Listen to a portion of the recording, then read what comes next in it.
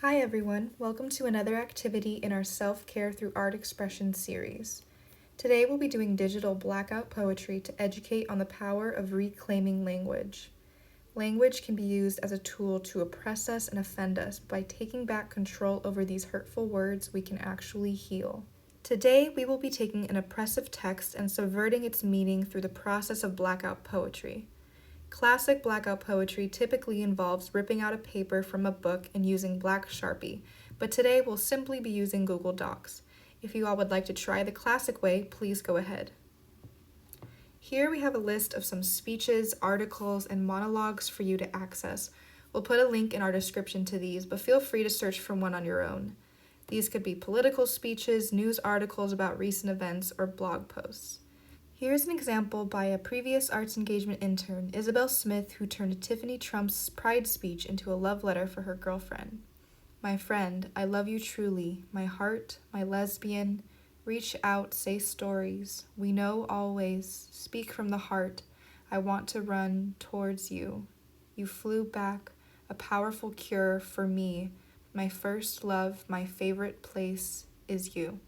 Here's another digital blackout poetry example that I wrote where I turned the presidential debate transcript on the topic of race into a political piece about racial injustice.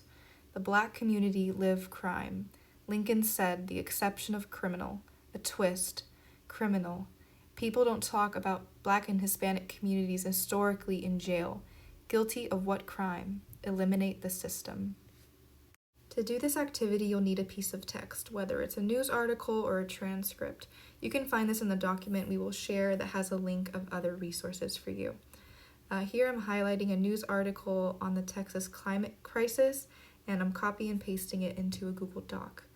Because it was a news article, there were some images that I needed to delete, so do whatever you can just to ensure that solely the text is what's on the document.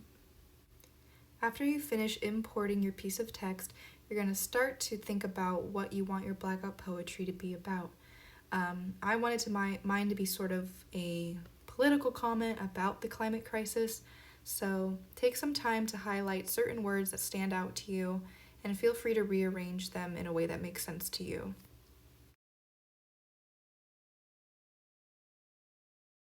Take time to do this process. It can be sort of difficult at first, but feel free to cheat a little by moving around your order of words. For example, I jumped up to the top line to highlight by to make the sentence trapped by temperature.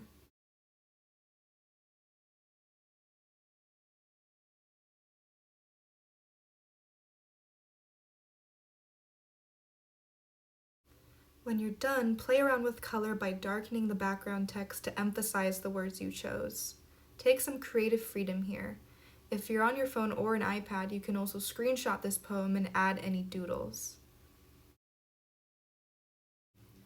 Here I'm opening Procreate to draw some doodles on my poem. You can draw whatever fits the vibe of your poem, and you can draw lines to connect words between each other, as I put here, freedom to prevail and trapped by temperature, to sort of illustrate how the poem is supposed to be read. I hope you all enjoyed this self-care through art expression activity and found this lesson to be cathartic. I hope you've learned how the act of reclaiming words reclaims power and is an act of self-care. Thank you all for watching.